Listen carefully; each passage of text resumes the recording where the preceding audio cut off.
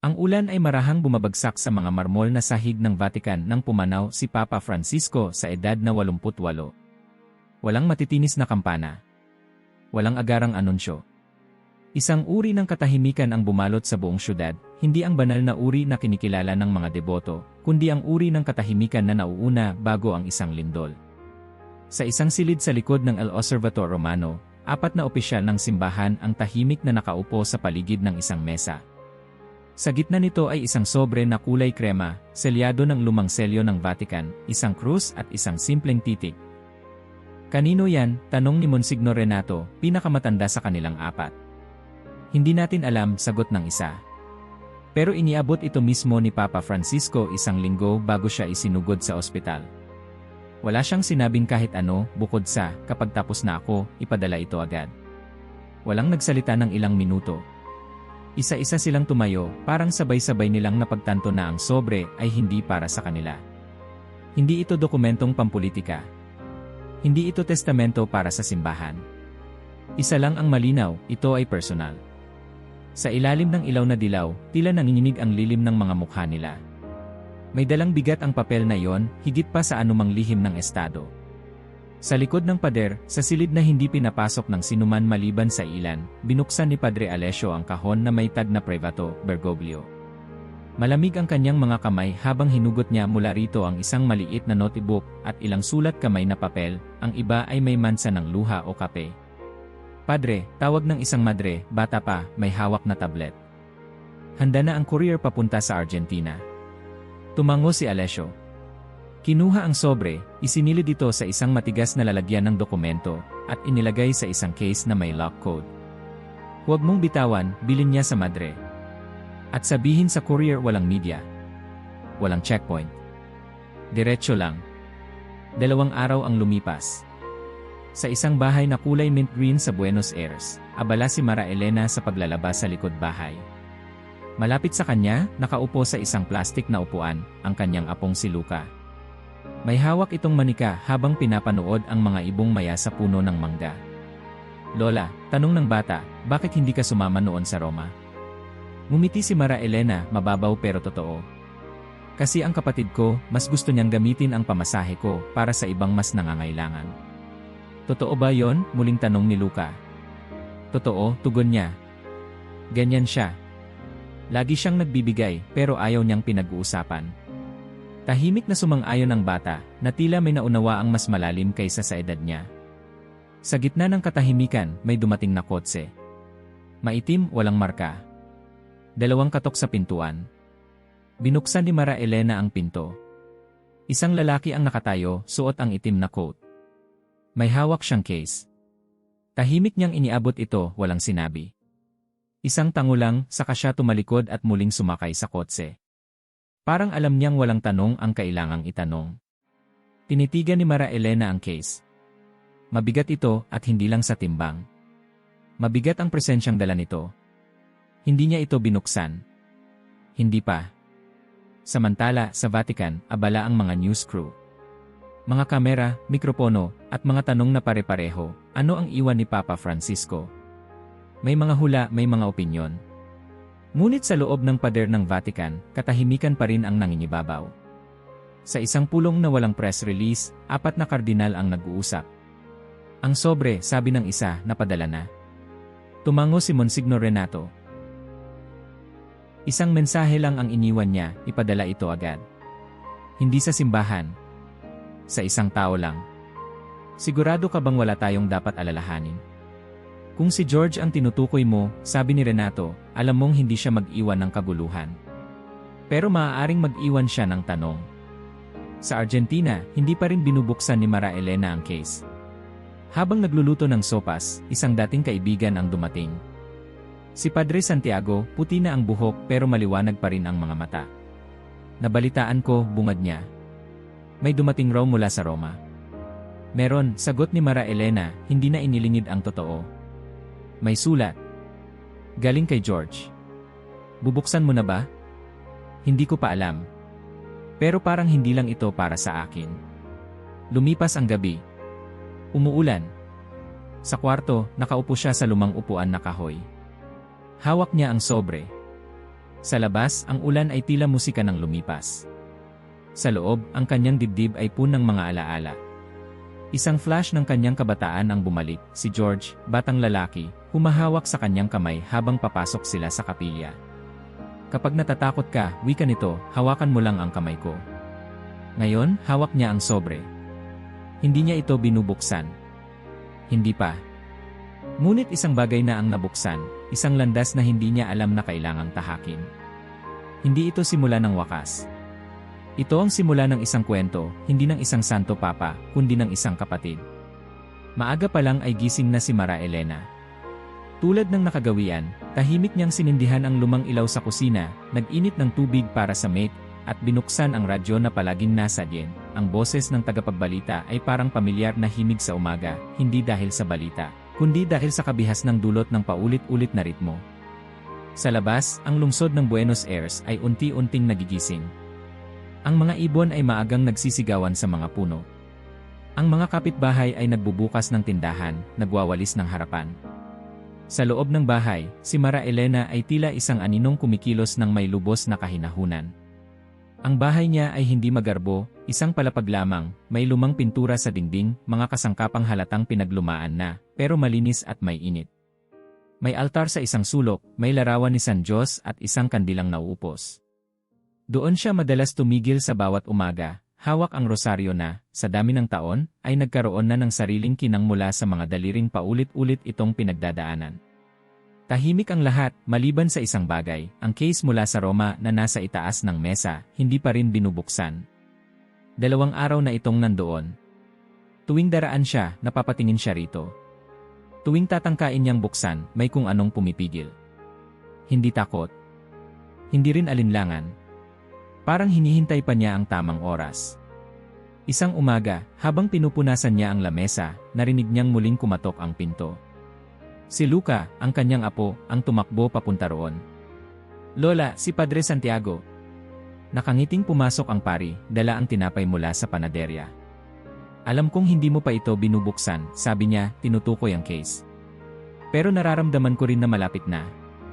Ngumiti si Mara Elena. "Hindi ko pinipilit ang sarili. Sapat na muna ang presensya nito." Umupo sila sa lumang sopa habang si Luca ay naglalaro ng manika. Habang si Padre Santiago ay nagsasalita tungkol sa mga bagong proyekto ng parokya, lumilipad ang isipan ni Mara Elena sa nakaraan. Bata pa siya noon, mga 9 na taong gulang, nang una siyang maiwan sa bahay kasama si George. Hindi pa ito seminaryo noon, pero may mga sinyales na hindi ito sumisigaw, hindi ito nagagalit. Magsasalita lang ito kung kailan kailangan, at kapag nagsalita, ang mga salita ay mabigat, parang hinuhugot mula sa kung saan malalim. Hindi lahat ng katahimikan ay pag-iwas, sabi nito minsan, ito ang pinakamatinding paraan ng pagkilos. Ngayon, habang hawak niya ang tasa ng mate, naiisip niyang iyon ang eksaktong damdamin niya sa case. Ang hindi pagbubukas ay hindi takot. Ito ay paraan ng paggalang. Habang papalapit ang hapon, dumaan ang isa sa mga kapitbahay, si Senora Imelda. May dalang sopas at chismis. "May mga mamamahayag sa kabilang kalye," sabi nito habang binubuksan ang tray. Nagbabaka sakaling makakuha ng kahit isang salita mula sa kapatid ng papa. Napailing si Mara Elena. "Kung alam lang nila na mas gusto ko pang magtanim ng sili kaysa magsalita sa kamera. Hindi ka nila maintindihan," ani Imelda. "Lalo na't ikaw lang ang natitirang buhay na kapamilya niya." Sa gabi, matapos mapatulog si Luca, naupo siyang muli sa harap ng mesa. Sa kanyang kaliwa, ang lumang radyo. Sa kanan, ang sobre. Walang tunog ang radyo. Walang komersyal. Katahimikan. Inabot niya ang case, tinitigan. Gamit ang hintuturo, dahan-dahan niyang sinundan ang ukit ng selyo sa ibabaw. Naalala niya ang huling beses na sumulat si George. Isang simpleng liham lang. "Kumusta ang likod mo? Huwag mong kalimutan ang paminsan-minsang pahinga. Iniisip pa rin kita tuwing gabi bago ako matulog. Jotota." Walang lagda ng isang santo papa. Wala ring selyo ng Vatican. Para bang wala siyang ibang katauhan kundi si Kuya. Tinabi niya muli ang case. Hindi pa ngayon. Pero alam niyang malapit na. Kinabukasan, isang lihim na sulat ang dumating. Walang lagda. Isang papel lang na isinuksok sa gate. Ang sulat ay simple. Alam naming may hawak ka. May karapatan ang mundo na malaman. Agad niya itong itinapon sa apoy. Hindi siya natakot. Hindi siya kinabahan. Pero isang bagay ang naunawaan niya ng malinaw, ang katahimikan ay hindi palaging ligtas. May mga katahimikan din kailangang bantayan. Pumasok siya sa kwarto, kinuha ang isang lumang kahon na may lamang mga liham ni George. Isa-isa niyang binasa ang ilan. Naalala mo ba noong nawalan tayo ng kuryente buong linggo? Bakit palagi mong tinatago ang laruan mo sa ilalim ng unan?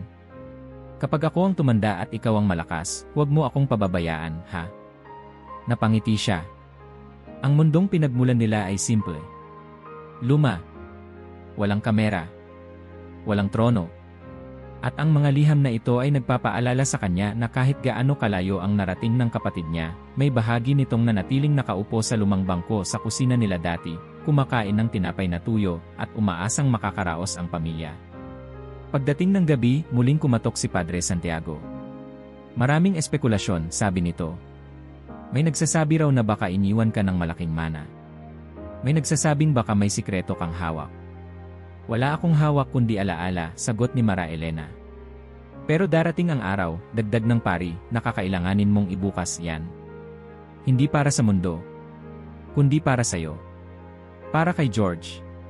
Tahimik siyang tumango. Pagkaalis ng pari, isinara niya ang pinto. Lumapit siya sa altar. Sinindihan ang kandila. Tumayo sa harap ng larawan ng San Diyos. At sa unang pagkakataon, nagsalita siya ng malakas. Kung ito ang huling mensahe ng kapatid ko, tulungan mo akong tanggapin ito ng may lakas. Hindi bilang kapatid ng Papa, kundi bilang Mara Elena. Sa labas, muling bumagsak ang ulan. Banayad. Parang tapik sa balikat. Isang paalala. Isang tawag. Sa loob ng bahay, ang case ay tahimik pa rin sa ibabaw ng mesa. Pero ang puso ni Mara Elena ay nagsisimula ng bumukas. May kakaibang lamig ang hangin sa Buenos Aires noong taong iyon. Hindi malamig na dala ng taglamig, kundi lamig na sumisingit sa loob ng tahanan kapag ang isang pamilya ay nawalan ng haligi. Gabi-gabi, naririnig ni Mara Elena ang kaluskos ng hangin sa ilalim ng pinto, at ang mas masakit pa, ang katahimikang dumadagan sa mesa ng hapunan simula nang pumanaw ang kanilang ama. 11 taong gulang siya noon. Si George, 3 taon ang tanda sa kanya, ay hindi umiyak ng araw na iyon. Hindi siya sumigaw, hindi siya sumubsob sa dibdib ng ina nilang si Regina. Tumayo lang siya sa tabi ng kabaong, hawak ang kamay ni Mara Elena, at bumulong sa kanya, ako na ngayon. At iyon na ang nangyari. Simula noon, siya ang gumising ng mas maaga para painitin ang gatas. Siya ang nagpaligo sa maliit nilang kapatid. Siya ang tumulong kay Mara Elena sa aralin. Sa kabila ng kabataan niya, umasta siyang ama, kuya, gabay, isang batang natutong tumahimik at kumilos ng hindi hinihingan. Minsan, habang pinupunasan ni Mara Elena ang lumang mesa ng kanilang kusina sa kasalukuyan, naiisip niya kung paanong napakaraming alaala ang naiipon sa isang kahoy na lamesa. Sa mesa rin yon naganap ang kanilang unang pagtatalo. Hindi mo kailangang maging si Papa, sinabi niya kay George, galit at naluluha. Hindi mo kailangang ayusin ang lahat. Pero tiningnan lang siya nito ng diretsyo, at sa tinig na kalmado ngunit buo, ay sinabing, kung hindi ko gagawin, sino pa? Noon pa lang, ramdam na ni Mara Elena ang bigat na pinili ng kapatid niyang pasanin, hindi dahil napilitan siya, kundi dahil may kung anong paniniwala sa kanya na mas malaki kaysa sa sarili. Nang minsang makaranas sila ng isang malupit na tag-ulan, tumagas ang bubong nila sa mismong kwarto ni George. Siya ang unang bumangon. Inilabas ang mga balde, naglatag ng kumot sa ilalim, saka siya pumasok sa kwarto ni Mara Elena. Sa kabila ng liit ng kama nito, nahiga siya sa sahig, malapit sa kama ng kapatid. Hindi ako magpapasukan ng tubig sa panaginip mo, biro nito. At nang tanungin niya kung bakit hindi na lang siya natulog sa sala, sumagot ito ng may ngiti, mas maganda dito. Naririnig ko ang hinga mo. Ibig sabihin, maayos ka. Sa bawat salin ng taon, lalong lumalalim ang katahimikan ni George. Tahimik siyang nagbabasa ng mga aklat, tahimik niyang tinutulungan ang mga kapitbahay, tahimik niyang ipinapasa ang mga laruan niya sa mga batang mas walang-wala. At kahit ang pananampalataya niya ay walang ingay. Hindi siya madalas magsimba, pero madalas siyang tumigil sa isang sulok ng bahay para manalangin mag-isa, kadalasan sa ilalim ng hagdan kung saan hindi siya makikita ng iba. Noong 12 taong gulang si Mara Elena, sinamahan siya ni George sa isang maikling paglalakad. Huminto sila sa ilalim ng isang post ng ilaw. May sasabihin ako, panimula nito. Pero ayokong magalit ka. Ano yon? Iniisip ko na pumasok sa seminaryo. Napako ang kanyang mga paa. Hindi niya inaasahan. Hindi niya alam kung matutuwa o matatakot. Bakit? Hindi ko rin alam. Basta may tawag. Hindi siya sumagot. Hindi siya umiyak. Pero sa loob niya, parang may pintuang biglang isinara. Paano naman ako? Tanong niya. Tiningnan siya ni George, nilapit ang dalawang palad sa pisngi niya. Hindi ko alam kung paano, pero hindi kita iiwan. Kahit kailan. Gusto niyang maniwala. Gusto niyang yakapin ang ideya na ang mundo nila ay mananatili. Pero alam niyang hindi. Makalipas ang 6 na buwan, umalis si George. Bitbit ang isang maliit na bag, hindi masyadong puno, ilang damit, 2 libro, at isang lumang rosaryo. Tumayo sila sa harapan ng bahay habang hinihintay ang jeep. Magagalit ka ba kung hindi ako sumulat agad? Tanong nito. Depende, sagot niya. Ngumiti ito. Susubukan kung hindi. Pag-alis ni George, naging mas tahimik ang bahay. Ang mga yapak sa pasilyo, ang tunog ng kutsara sa tasa, ang pagkaluskos ng libro, lahat ng iyon ay parang nawala rin. Si Mara Elena, sa kabila ng lungkot, ay hindi bumitaw. Pinagpatuloy niya ang mga ginagawa nila dati. Nagbasa siya ng parehong aklat. Nagsulat siya sa lumang kwaderno na iniwan ni George. Sa bawat pahina, isinusulat niya ang gusto sana niyang sabihin kung nandoon pa ito. Mahal kong kuya. Ngayon, ako ang gumising ng maaga. Ako ang nagpainit ng gatas. Ang bubong ay may butas pa rin pero hindi na masyadong tumutulo. Naimiss kita. Ang lamesa ay malungkot. Ang bahay ay hindi na masyadong bahay. Ang mga sulat ay hindi niya ipinadala. Inilagay lang niya sa loob ng isang kahon sa ilalim ng kanyang kama. Minsang dumating ang isang pari upang kumustahin sila, sinabi nito, ang kapatid mo raw ay madalas magbiro na ikaw ang tunay na matalino sa pamilya. Ngumiti siya. Sinasabi lang niya yon para hindi ako mainis sa kanya. Hindi. Seryoso raw siya. Lalo na sa tuwing pinag-usapan ang tapang. Ang mga salita ng pari ay dumapo sa kanya tulad ng ulan, banayad pero malalim. Sa isip niya, hindi siya matapang. Pero kung si George ang nagsabi, baka totoo nga. 1 taon pa ang lumipas bago siya nakatanggap ng unang sulat mula sa kapatid. Wala itong petsa. Walang pambungad na minamahal kong kapatid. Diretso lang. Naglalakad kami tuwing hapon. May bahagi dito ng seminaryo na taniman ng olibo. Tahimik. Gustong-gusto ko yung tunog ng mga dahon kapag may hangin. Naalala ko yung gabi na natulog ako sa sahig sa kwarto mo. Maraming bagay ang naalala ko kapag tahimik. Sana hindi mo ako masyadong iniisip. Pero kung iniisip mo man ako, salamat. Sa likod ng sulat ay isang maliit na guhit, isang mesa at 2 tasa ng kape. Sa pagitan nila may isang puso. Hindi siya umiyak ng araw na yon. Pero hinarap niya ang altar sa sulok ng kanilang bahay at binigkas ang panalangin hindi niya pa kailanman sinabi, Panginoon, kung tinatawag mo siya, hayaan mong hindi siya mawala sa amin. Minsang may dumalaw sa kanila, isang binatang seminarista, bitbit ang ilang aklat mula kay George. Pinabibigay niya ito. Sabi niya, baka gusto mong basahin din ang binabasa niya. Sa loob ng bag ay may kasamang isa pang liham. Hindi ko alam kung gaano katagal bago tayo muling magkita. Pero kung may bagay man na gusto kong lagi mong tandaan, wala akong kayang gawin ng buo kung hindi kita naalala. Lahat ng desisyong ginagawa ko, dala ka. Hindi ako naging papa para sa mundo. Pero naging kuya ako dahil sa iyo. Sa mga salitang iyon, unti-unting naunawaan ni Mara Elena na hindi siya iniwan. Hindi rin siya kinalimutan. Sa bawat hakbang ng kapatid niya palayo sa kanilang mundo, may bahagi itong laging bumabalik. Sa huling bahagi ng alaala niyang iyon, nakita niya si George, nakasakay na sa jeep papalayo. Sa bintana, ngumiti ito. At sa pagitan ng inday ng tambutso at mga yapak sa kalsada, narinig niya ang pabulong na sigaw. Huwag kang matakot. Kasama mo pa rin ako. At iyon na ang pinanghawakan niya sa maraming taon na ang paglayo ay hindi kawalan. Na ang katahimikan ay hindi paglimot. Na may mga ugnayang hindi kailanman puputol kahit saan man dalhin ng tadhana. Ang araw na yon ay walang kaibang pangako. Katulad ng ibang Miyerkules sa Buenos Aires, may ingay ng mga jeep sa kanto, may amoy ng panaderya sa hangin, at may galit na aso sa bakuran ng katapat. Si Mara Elena ay abala sa pagsampay ng mga damit sa likod bahay, habang si Luca ay nagsusulat ng takdang aralin sa mesa. "Lola," sigaw ng bata mula sa loob, may nagsisigawan sa telebisyon. "May puting usok daw." "Puting usok?" tanong ni Mara Elena habang ipinupulupot ang sinampay. "May nasusunog ba?" "Hindi po. Sa Roma raw iyon." Isang kilig na kakaiba ang gumapang sa kanyang batok. Hindi siya mahilig sa balita, lalo na't hindi sa mga seremonya ng Vatican. Pero ang mga salitang iyon, puting usok, may kahulugan sa simbahan. Isang bagong papa. Pagkapasok niya sa sala, naroon na ang mukha ni George sa screen.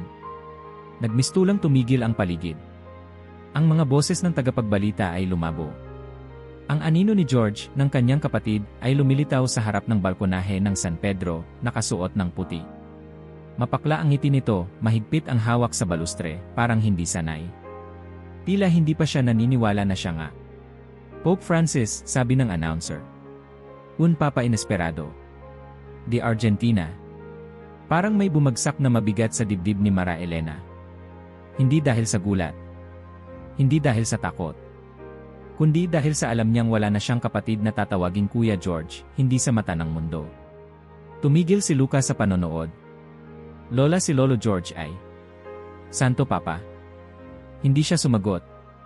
Hindi rin siya agad nakapagsalita. Huminga siya ng malalim, hinaplos ang ulo ng apo, saka tumungo sa bintana. Ilang araw ang lumipas, at sumabog ang balita sa buong lungsod. Ang mga mamamahayag ay halos dumagsa sa kalsada. May mga dayuhang reporter sa gate, may kamera, may tanong. May mga kapitbahay na tila biglang naging eksperto sa kanilang pamilya. Lahat gustong malaman kung sino si Mara Elena. Pero hindi siya lumabas. Hindi siya nagsalita. Sa halip, nagsulat siya ng liham. Hindi sa media, kundi kay George. "Kuya, hindi ako magpapakita sari, hindi ako sasagot sa tanong nila. Huwag kang mag-alala. Gaya ng dati, ako pa rin ito. Yung ayaw sa atensyon. Yung mas gustong magtupi ng labada kaysa magpose sa kamera. Kung naririnig mo ako sa gitna ng lahat ng palakpakan dyan, alam mong tataas ang kilay ko at sasabihin kong, ay nako, talaga nga. Mahal kita. Hindi dahil Santo Papa ka. Kundi dahil kahit anong suot mo, ikaw pa rin si George. Yung kuya kong mahilig sa tinapay na may asukal sa ibabaw." Ipinadala niya ito sa pamamagitan ng dating kakilala sa simbahan. Wala siyang inaasahang sagot. Ngunit dumating ito. Isang sobre, maliit, walang selyo. Nasa loob ay isang papel na may sunog sa gilid, tila hinugot mula sa kandila. Isang linya lang. "Salamat sa hindi pagbago." Noong buwan ding iyon, tumanggap siya ng isa pang liham. "Elenita, maraming bagay ang hindi ko na mababalikan. Maraming panahong hindi ko na mababawi. Pero sa gitna ng marmol at gintong mga pasilyo, iniisip ko pa rin ang amoy ng bahay natin tuwing umuulan. Tuwing gabi, nagdarasal ako. Hindi para sa sarili. Para sa'yo. Para manatili kang ikaw. Dahil habang ako ay ginagawang simbolo, ikaw ang paalala kung sino talaga ako." Yeo. Hindi niya pinabasa sa iba ang mga liham. Hindi niya pinakita kahit sa pinakamalapit na kaibigan. Inilagay niya sa lumang kahon sa ilalim ng kanyang kama. Katabi ng mga lumang sulat noong bata pa sila. Katabi ng tahimik nilang alaala. Sa Roma, abala ang mundo sa pagbabalita kung gaano kaiba si Pope Francis. Na hindi siya nakatira sa palasyong tirahan ng mga papa. Na bumaba siya sa kotse para yakapin ang may sakit. Na tinanggihan niya ang sapatos na pula. Na kumain siya sa kantina ng mga empleyado. Sa Argentina, si Mara Elena ay naglalaba pa rin sa parehong gripo. Bumibili pa rin ng tinapay sa parehong tindera. At kapag tinanong siya ng mga tao kung ano ang pakiramdam na ang kapatid niya ay Santo Papa, isa lang ang sagot niya, pareho pa rin naman siyang magalit kapag hindi mo tinakpan ang palayo. Isang gabi, habang pinapaliguan si Luca, sinabi ng bata, "Lola, kapag lumaki ako, gusto ko ring maging santo. Tulad ng Papa." Pero babae ako. Ngumiti siya. Baka hindi mo kailangang maging santo para gumawa ng kabutihan. Sapat na yung tahimik kang mabait. May ilang beses pa na tinawagan siya ng Vatican. Inaanyayahan siyang pumunta sa Roma. Sagot lahat ng gastos. May sariling sasakyan. May lugar sa harapan ng basilika. Pero palagi siyang tumatanggi. Isang beses may tumawag na hindi niya kilala. Lalaki, may accent. Senora Mara Elena, hindi ba't magandang ideya na lumipad kayo papunta rito? Ito ay pambansang karangalan. Pasensya na po. Hindi ko kailangan ng entablado para manalangin. At doon natapos ang tawag. Hindi galit. Hindi rin rebeldeng pagtanggi. Isa lang siyang babae na hindi kailanman hinanap ang liwanag. Dahil alam niyang hindi sa kanya yon nakalaan. Habang tumatagal ang panunungkulan ni Francisco sa Roma, mas dumarami ang mga tagasunod, ang mga larawan, ang mga dokumentaryo. Pero si Mara Elena ay nanatiling tahimik. May ilan mang artikulo tungkol sa kanya, puro haka-haka lang. Ang iba'y mali. Ang iba'y katang-isip. Isang araw, habang nag-aayos ng mga aklat sa kanyang estante, may nahulog na lumang envelope. Bukas na ito, at may sulat mula kay George, sinulat marahil bago pa ito naging obispo. Hindi ko alam kung saan ako dadalhin ng pananampalataya. Pero kung totoo ngang tinatawag ako ng Diyos, sana hayaan niya akong manatiling George para sa iyo kahit kailan. Niyakap niya ang liham. Hindi niya alam kung iyak siya o tatawa.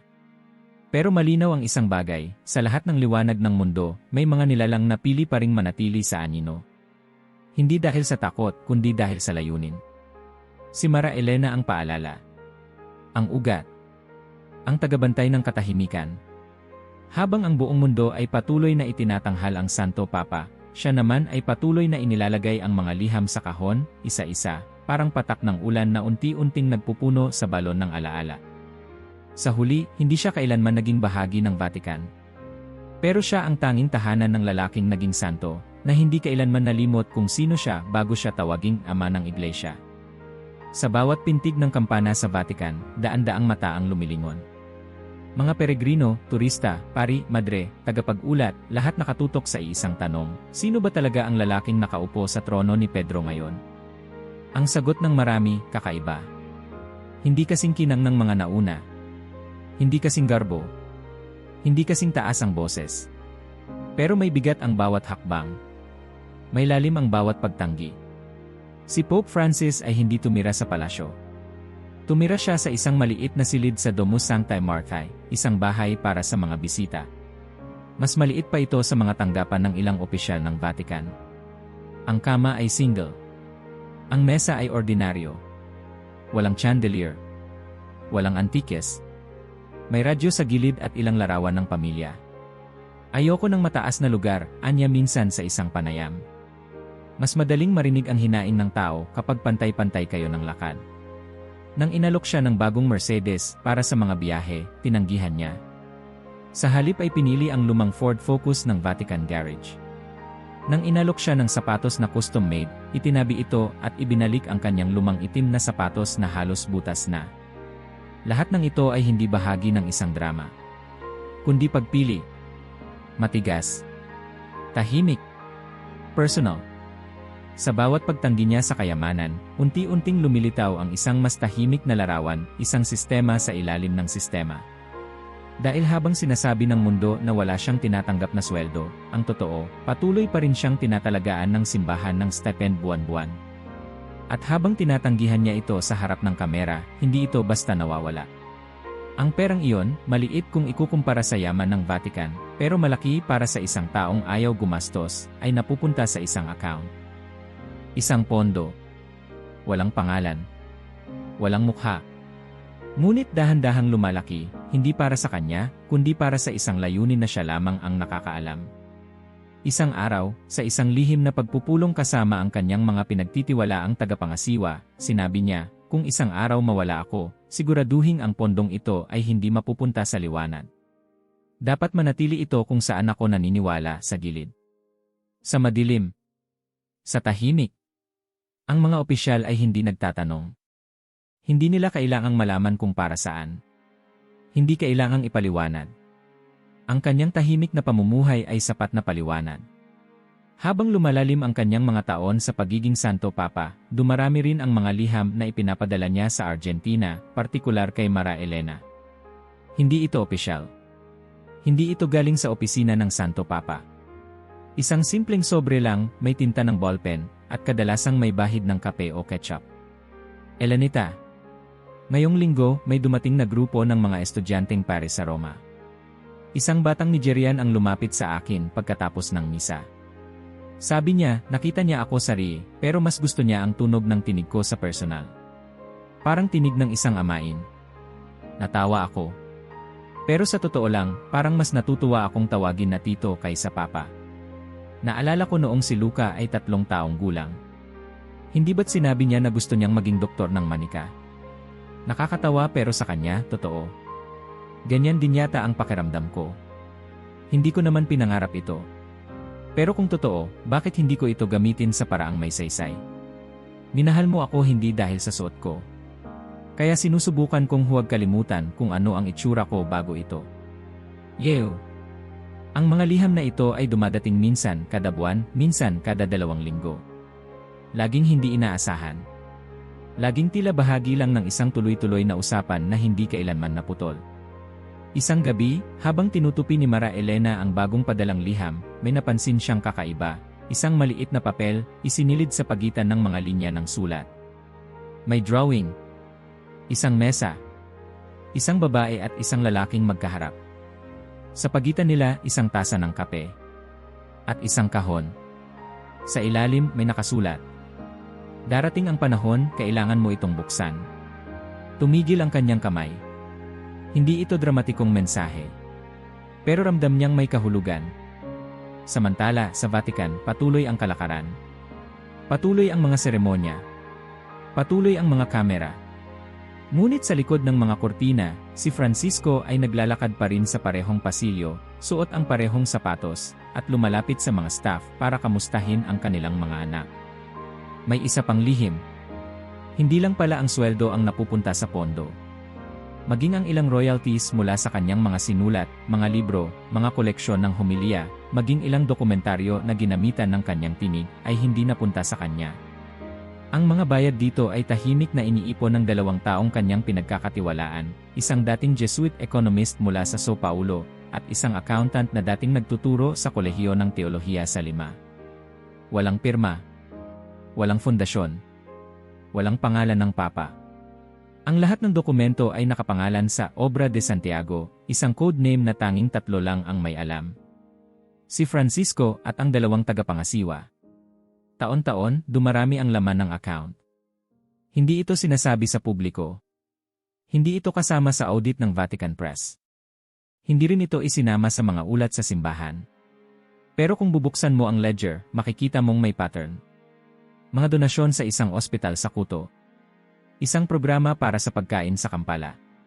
Bolsas de estudo para sa mga batang seminarista sa Laos. Lahat sa mga lugar na malayo sa spotlight. Lahat sa pangalan ng iisang hindi nagpapakilala. Isang beses, tinanong siya ng isang opisyal ng simbahan, Holy Father, bakit hindi mo na lang sabihin sa mga tao ang ginagawa mo? Baka mas marami pang sumunod.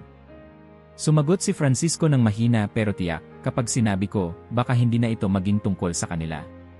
Baka ako na lang ang pag-usapan. Noong dumating ang 3 taon ng kanyang pamumuno, nagpadala siyang muli ng liham kay Mara Elena. Ito ang pinakamahaba sa lahat. Elenita. Nagtatanong ang mga tao kung saan ako kumukuha ng lakas. Hindi ko sila masagot ng tuwid. Kasi ang totoo, hindi ito galing sa dasal. Hindi ito galing sa ritual. Galing ito sa alaala. Alaala ng gabing pinahiram mo ako ng kumot, ng araw na sinarado mo ang bibig mo para huwag akong mapahiya, ng mga taon na ikaw ang tumahimik habang ako ang umingay. Kaya siguro ako marunong tumanggi. Dahil habang tinatanggap ko ang palakpak, naririnig ko pa rin ang tunog ng kutsarang hinuhugas mo sa lumang lababo. At alam kong doon nagsimula ang lahat. Maraming salamat. Hindi dahil kapatid kita, kundi dahil ikaw ang hindi nakikitang bahagi ng lahat ng ito. Yeo! Ipinatong niya ang liham sa ibabaw ng mga nauna. Binuksan niya ang kahon sa ilalim ng kama. At sa unang pagkakataon, inayos niya ang mga liham ayon sa petsa. Isa-isa niyang pinunasan, tiniklop ng maayos, at inilagay sa isang envelope. Hindi niya alam kung bakit. Pero may nararamdaman siyang darating. Isang pagbubunyag. Isang pagbukas. Hindi ng lihim, kundi ng isang bagay na matagal nang hinahanda. Sa isang sulok ng bahay, ang sobre mula sa Vatican ay nanatiling di binubuksan. Pero sa bawat liham na dumarating, sa bawat guhit, bawat pangungusap, unti-unting nagiging malinaw kay Mara Elena. Ang pondo ay hindi para kay Francisco. Ang mga liham ay hindi tungkol sa kanya. Lahat ng ito, ang pagtanggi, ang katahimikan, ang tinig, ay hindi pagpapakumbaba lang. Ito ay pagmamahal. Tahimik. Buo. At hindi kailanman hinihingi ng kapalit. Ang gabi ay dumarating ng walang ingay sa Buenos Aires. Sa labas, ang mga ilaw ng kalye ay tila pagod na sa pagkinang, at ang mga yapak ng mga dumadaan ay unti-unting napapalitan ng katahimikan. Sa loob ng bahay ni Mara Elena, walang ibang tunog kundi ang tikatik ng ulan sa bubong at ang bahagyang ugong ng bentilador sa sulok. Matagal na niyang tinititigan ang sobre. 3 linggo na itong nakalagay sa ibabaw ng mesa. Sa una, ito'y tila panauhing dapat igalang. Kalaunay naging anino na sinusundan siya saan man siya magpunta sa bahay. Alam niyang hindi na ito maaaring ipagpaliban. Gabi na. Tapos na ang mga gawain. Si Luca ay mahimbing nang natutulog sa kabilang silid. Sa wakas, naupo siya sa harap ng mesa. Huminga ng malalim at kinuha ang sobre na sinalyuhan ng isang markang tila hindi para sa mundo, kundi para sa kanya lamang. Binuksan niya ito ng dahan-dahan, gamit ang kutsilyong pangkutsara na luma at manilaw-nilaw na. Wala siyang isinukbit na dasal. Wala ring seremonya. Isa lamang itong pagharap sa katotohanang matagal nang nakatitig sa kanya. Sa loob ng sobre may 2 bagay. Isang liham. At isang makapal na kumpol ng dokumentong legal, may mga pirma, selyo, at pahayag na sa unang tingin ay tila bahagi ng isang malaking plano. Ngunit hindi iyon ang una niyang kinuha. Kinuha niya ang liham. Nakasulat sa harap para kay Elenita. Huwag basahin ng hindi nauuhaw. Napangiti siya kahit may pumatak ng luha sa pisngi. Binasa niya. Mahal kong Elenita. Kung binabasa mo ito, ibig sabihin ay hindi na ako kayang tanungin kung tama ba ang desisyon ko. At marahil, hindi mo rin ako kayang sabihang mali. Pero sigurado ako sa isang bagay, kung may isa mang taong dapat na humawak ng hawak ko ngayon, ikaw yon. Alam kong maraming taon na tayong hindi magkasama sa isang mesa. Maraming gabi ang lumipas na hindi ko narinig ang tinig mo. Pero sa bawat pagpikit ko, ang imahe na lumilitaw ay hindi ang mga basilika o mga awit ng mga kardinal, kundi ang simpleng hapunan nating dalawa, ikaw, ako, at ang isang pinggang nilagang mais. Hindi ako nakapag-iwan ng palasyo. Hindi ko rin nais. Pero may naiwan ako, isang bagay na pinili kong itago sa mata ng mundo, hindi dahil sa kahihiyan, kundi dahil hindi ito para sa mundo. Ang pondong ito ay hindi akin. Simula pa lamang, itinabi ko ito hindi para sa kinabukasan ko, kundi para sa mga hindi kayang lumaban para sa kanila. Gaya ng ginawa mo para sa akin. Tandaan mo ba noong ako'y 8 taong gulang at nasira ang sapatos ko sa ulan?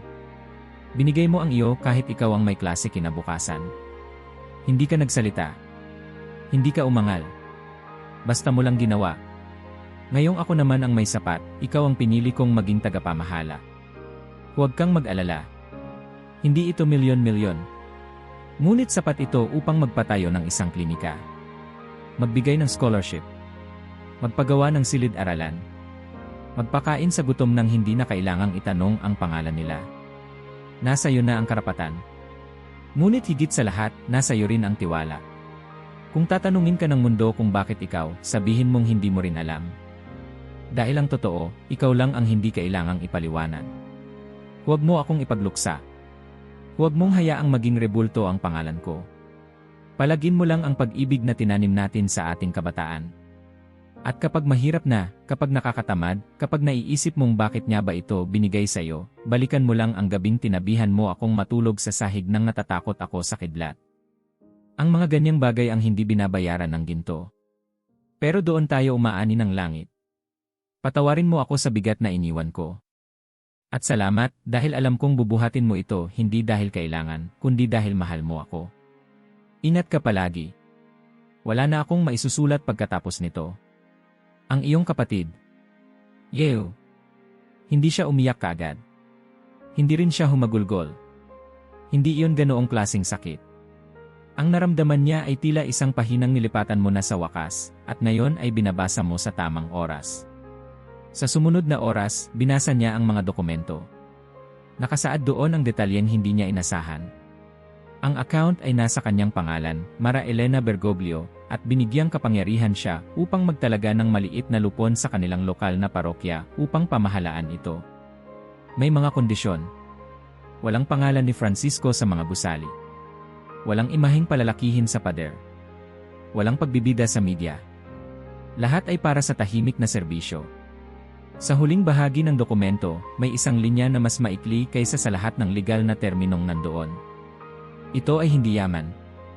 Ito ay paalala. Napatakip siya sa bibig. Tumulo ang mga luha. Hindi dahil sa halaga ng pondo. Hindi dahil sa papel na hawak niya.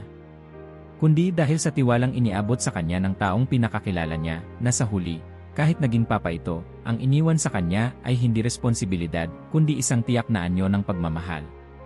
Kinabukasan, tahimik siyang nagtungo sa simbahan. Hindi siya dumiretso sa altar. Umupo siya sa likod, tulad ng dati. Tahimik. Walang dasal na binigkas sa labi, pero damang-dama sa puso. Pag-uwi niya, tinawagan niya si Padre Santiago.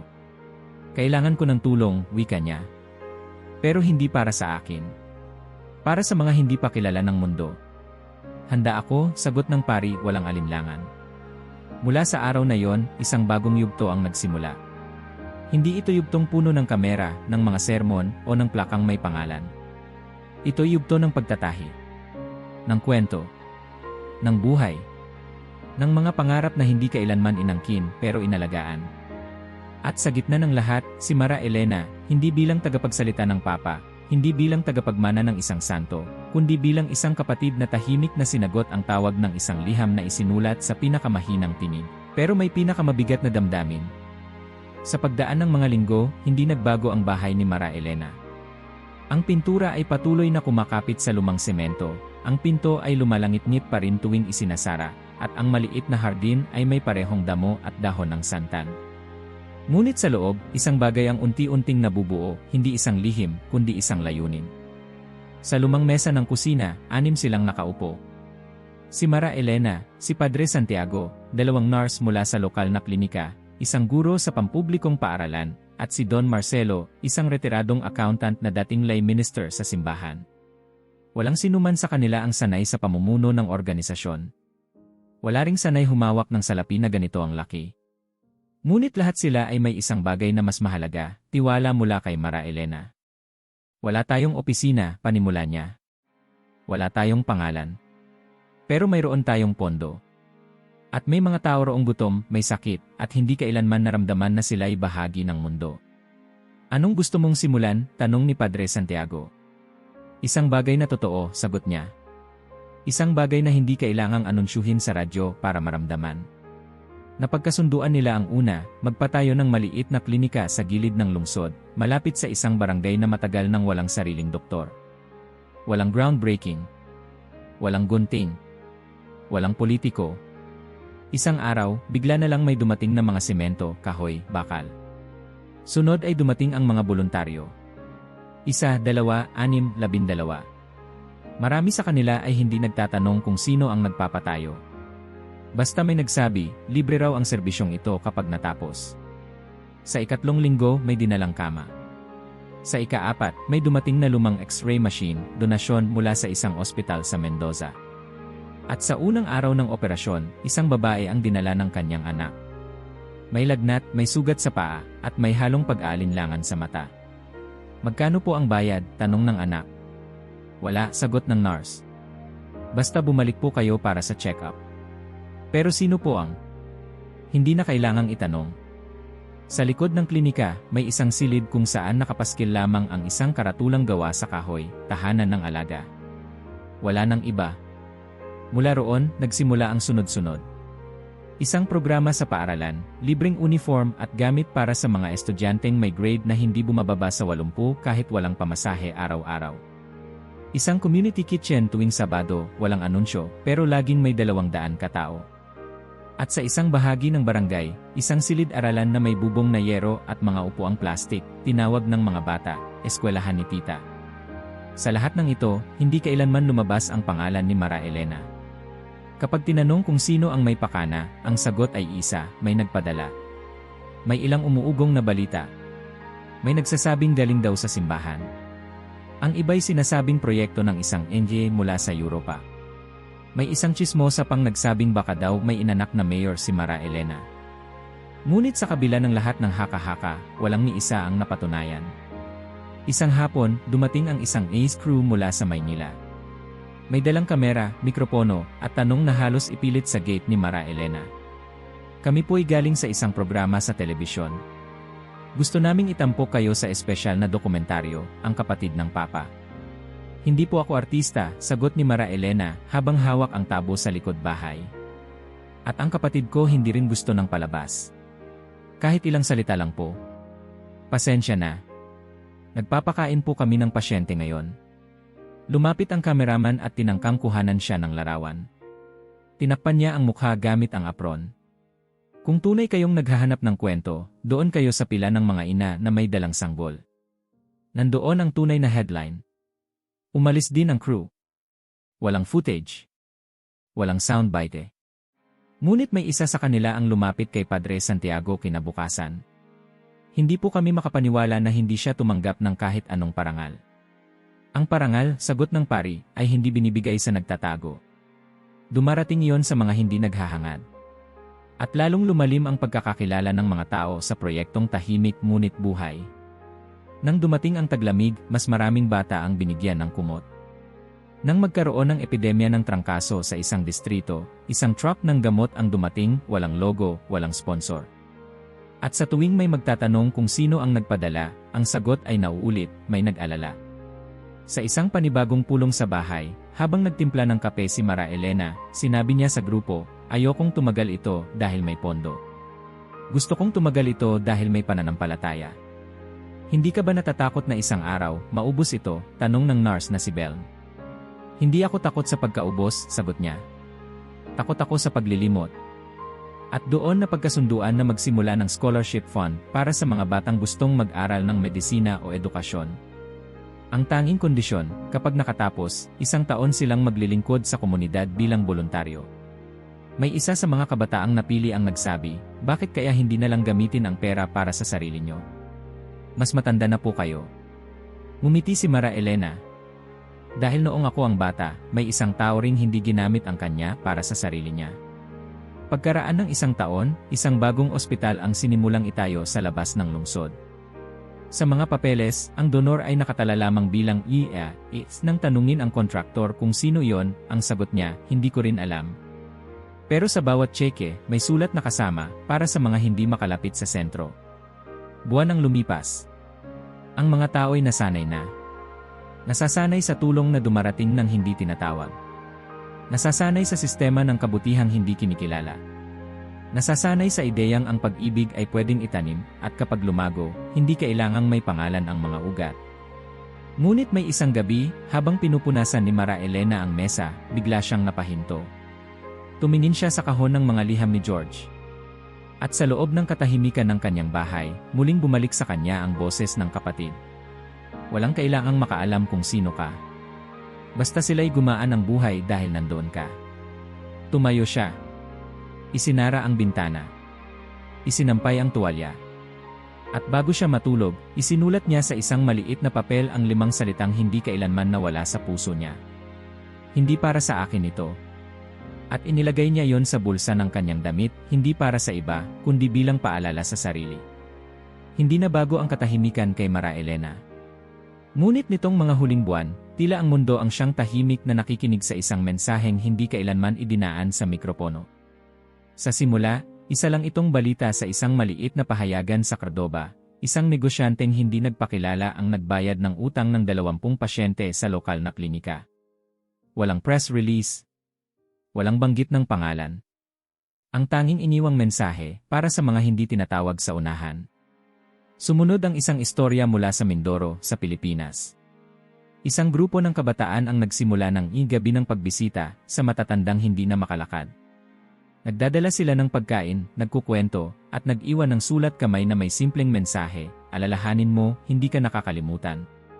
Sa Brazil, isang madre ang nagbenta ng lahat ng kanyang mga mamahaling aklat upang magsimula ng maliit na silid-aklatan sa loob ng isang kulungan. Wala siyang media coverage. Pero sa isang lihim na journal na iniwan niya sa kumbento, may isang pahina lang na nakasulat, mas mainam na matutong magbasa kaysa manalangin ng hindi naintindihan. Walang nagtuturo. Walang nag-uutos. Pero ang kilos ay parang isang alon, mabagal, walang tunog, ngunit palalim ng palalim. Hindi nila alam ang pinagmulan. Hindi nila kailangang malaman. Pero sa Vatican, may isang dating seminarista na nag-umpisang gamitin ang termino sa lihim na mga pagtitipon. Gawin natin ito alinsunod sa estilo ni Bergoglio. Ang ibig sabihin ng estilong iyon, magbigay ng walang resibo, tumulong ng walang palakpakan, magpatawad ng hindi binabanggit ang kasalanan. Habang dumarami ang mga balitang ganito, tahimik si Mara Elena. Wala siyang social media. Wala siyang opinyon sa mga patakarang panlipunan.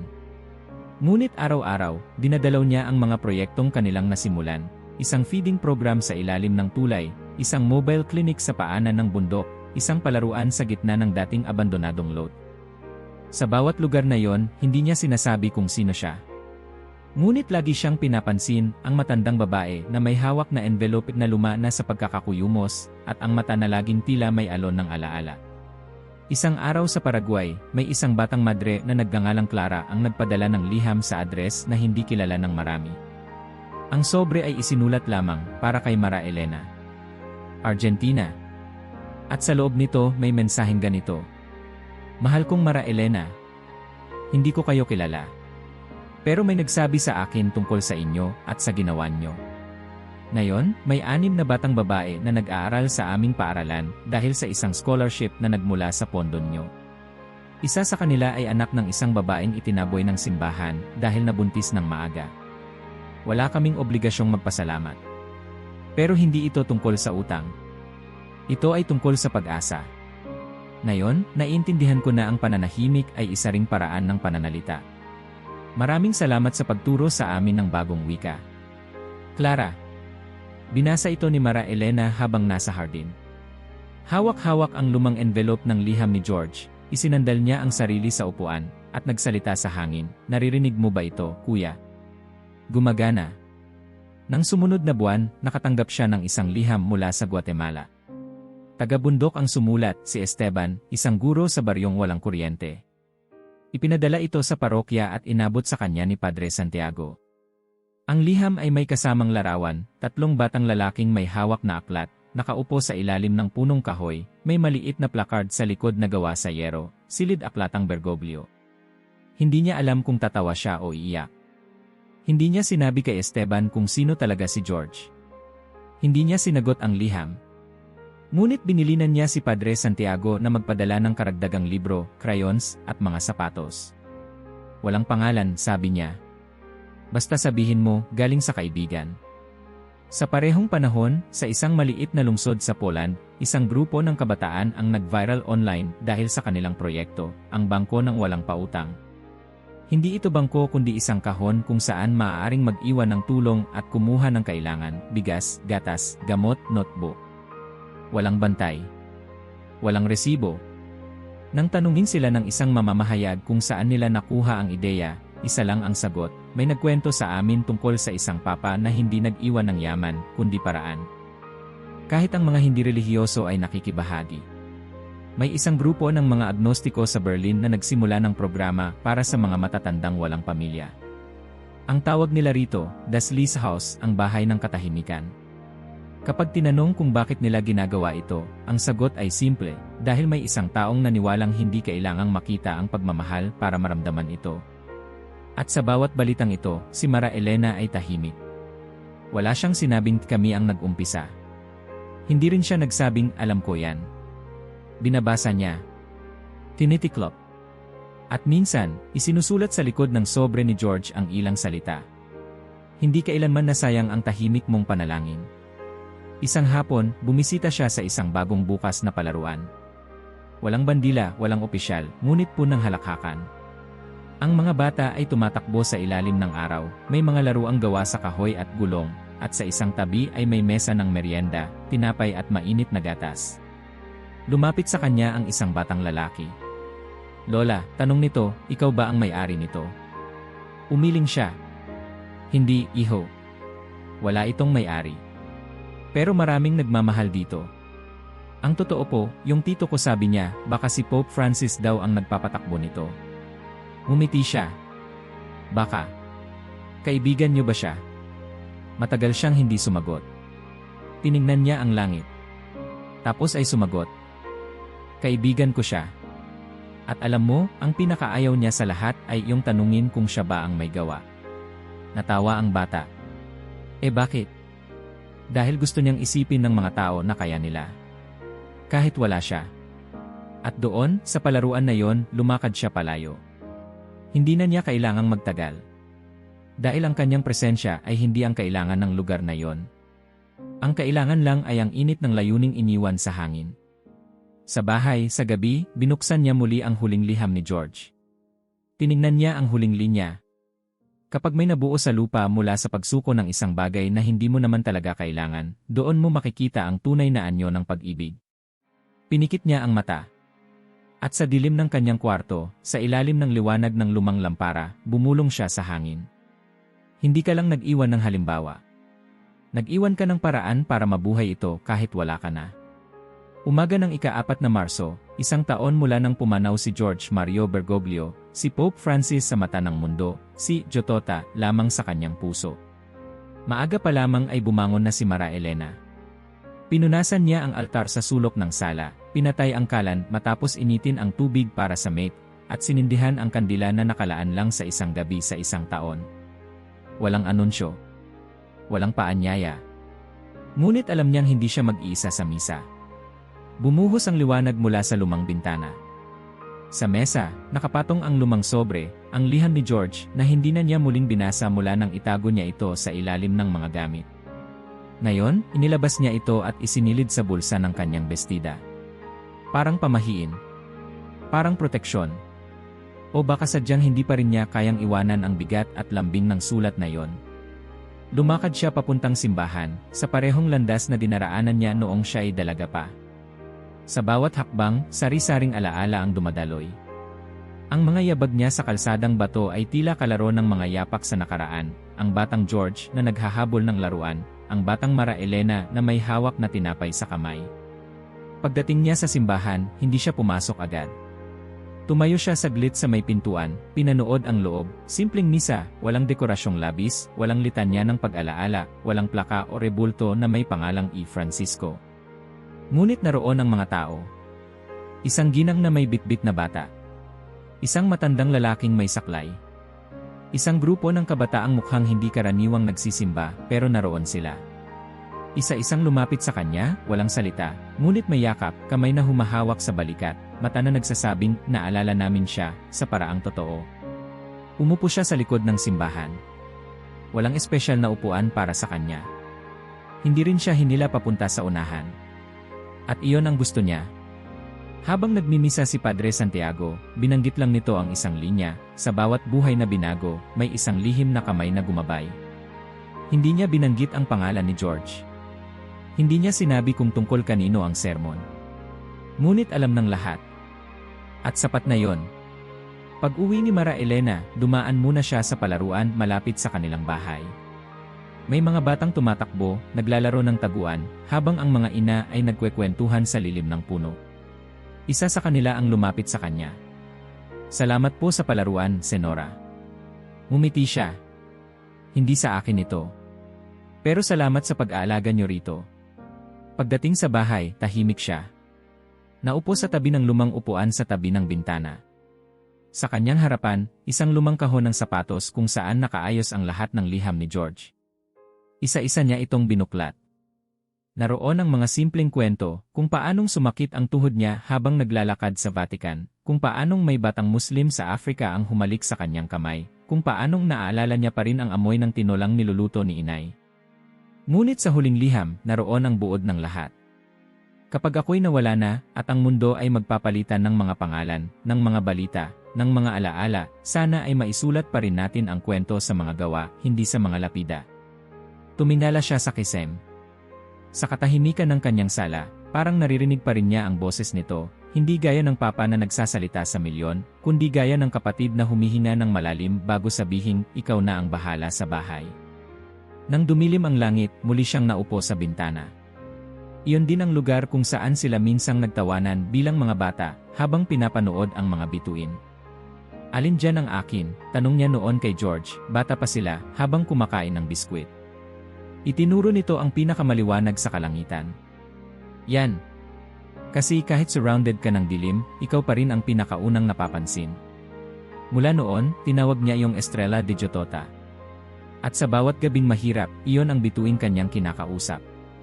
Ngayong gabi, nandoon pa rin ang bituin. Tila hindi gumalaw mula sa posisyon nito sa alaala. Sa kanyang kandungan, hawak pa rin niya ang sobre.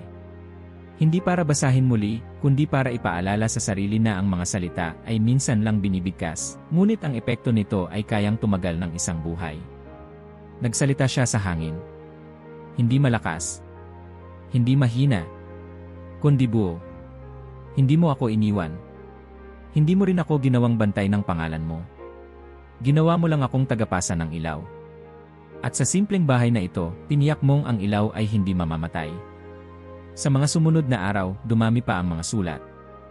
May dumating mula sa India, isang grupo ng kabataan ang nagsimula ng silent meals tuwing Biyernes, pagkain para sa mga walang tahanan na inihahain ng hindi nagsasalita.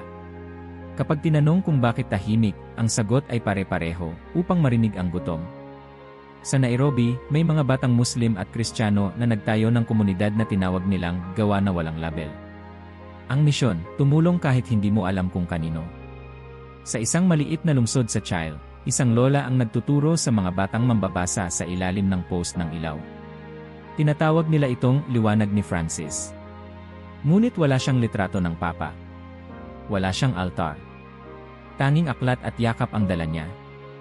Ang mundo ay hindi tumigil upang kilalanin ang gawa.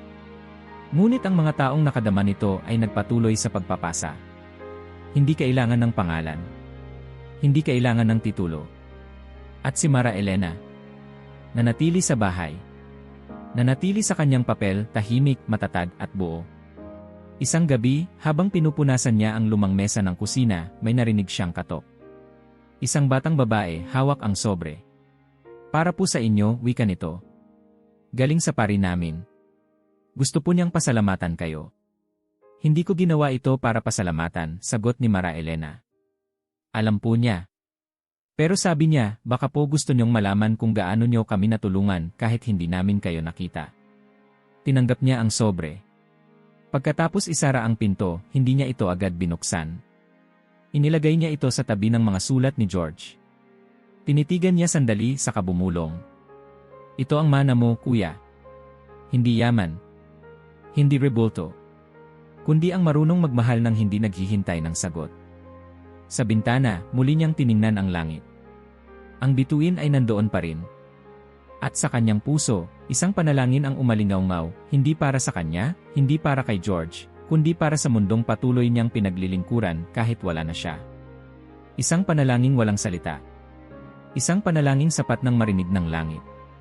Mag-subscribe sa channel na ito, sama-sama nating pananatilihin buhayin ang diwa ng pakikiramay, pagpapakumbaba at katapangan na napakaganda.